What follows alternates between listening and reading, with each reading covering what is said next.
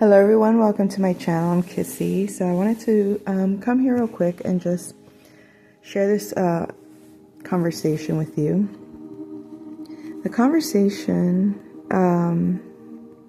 is in regards to actively selecting your experience in a way. And by that I mean, in order for you to be intentional about your life, you have to get really disciplined with what you're doing, right? So the same way you would prepare as an athlete for a game, when it comes to life, you also have to have that same kind of discipline. So you cannot really be distracted when you have a real life goal. And we're talking about a transformation of lifestyle or a transformation of life experience. When that's your intention, when you say, okay, I can no longer live my life this way, I have to change in order for my life to go the way I want it to go, and then to get really serious about where you really want your life to go. Like, where do you really see yourself in 5, 10, 20, 50 years? You know what I mean? Whatever the number might be for you. Where do you really see yourself? And based on where you are, you can quickly assess how near or far you are from that goal, that lifetime goal kind of thing, okay? Of how you see yourself. And if you have all these goals to be this certain way, have these certain things, do these certain things, experience this certain lifestyle, if that's really how you're looking at things in the world, and you can assess, oh, well, this is what I want to do, and this is how I want to live, and this is how I want to be, and this is what I want to have, then there are paths that you need to take for that.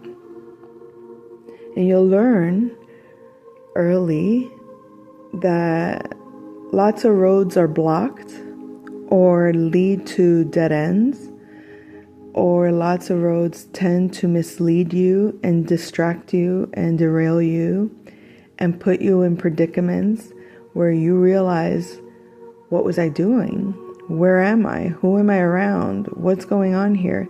Like, I need to get my personal space in order before I can venture out there and engage in these dynamics of life. And if I really want to manifest the life that I want, I have to control what I can control.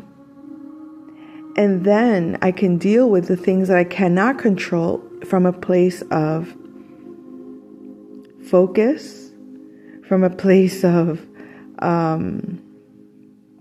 wisdom, because it's no longer distracted or hurried or pressured or forced or obligated or necessary.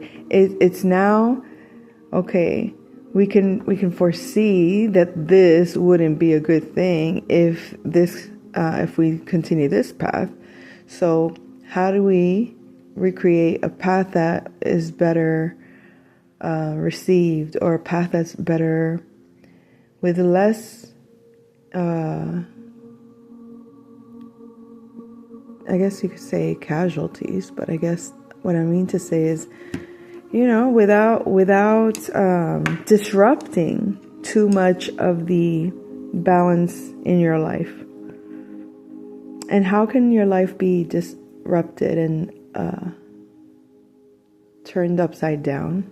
I guess that's the part that I'm going to share with you, just to show you a few examples of all the ways that I can see. So, I mean, maybe not all the ways, a lot of the ways, some of the ways, or at least the most impactful of ways that I have noticed can truly, truly derail your life from your purpose, okay? And the first one is being afraid to say your truth. That's it. In other words, someone gets mad at you and you speak up, but they get angry. And the repercussions of their anger shuts you up. Your fear of their reaction will shut you up before you even say what you want to say. So the first thing I would say that's imperative to get your life in order is to be able to say what you need to say. And hopefully, when you speak, there are no consequences for it. But when you expose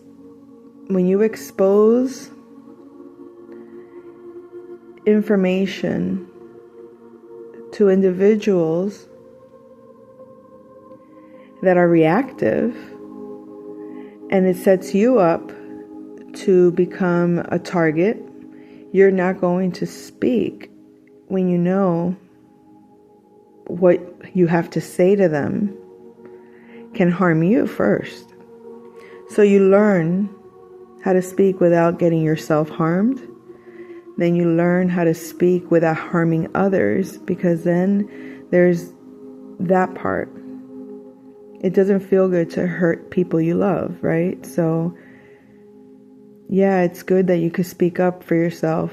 But now that you do, is everything you say really worth saying?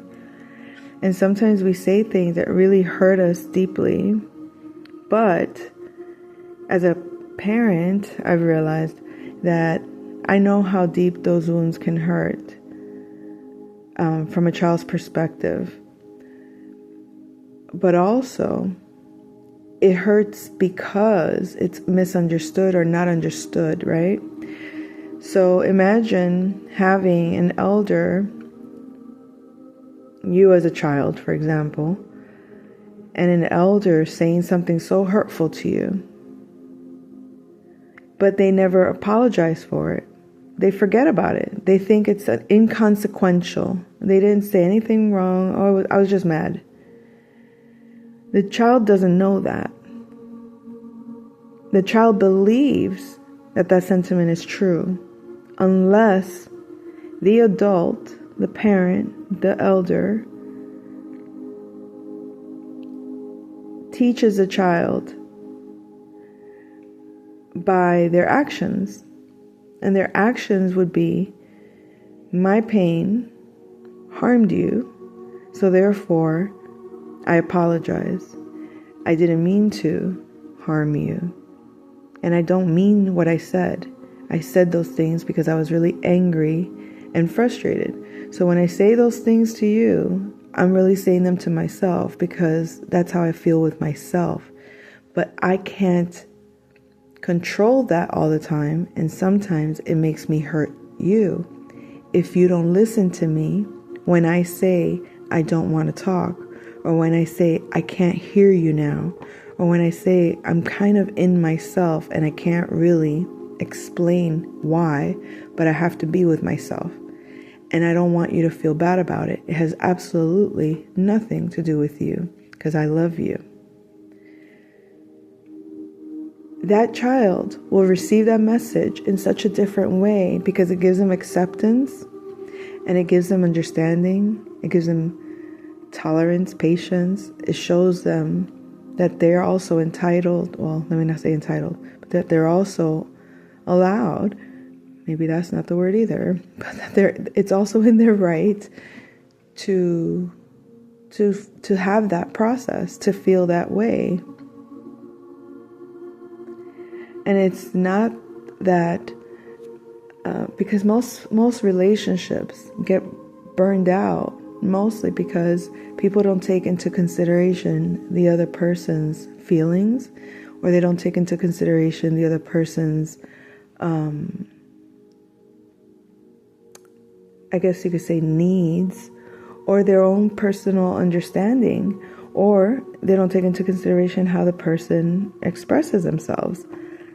So it becomes these very toxic dynamics that, if they're not adjusted or understood, become patterns that are just normalized and become a way of being until you step out of that or those dynamics and experience new dynamics that look more cohesive, or dynamics that look more positive, or dynamics that look more healthy. You won't see that, right? So then you realize it and you're like, wow, there's a much better way to interact with people I love, or there's a much better way to talk to and not make people feel bad. Because why?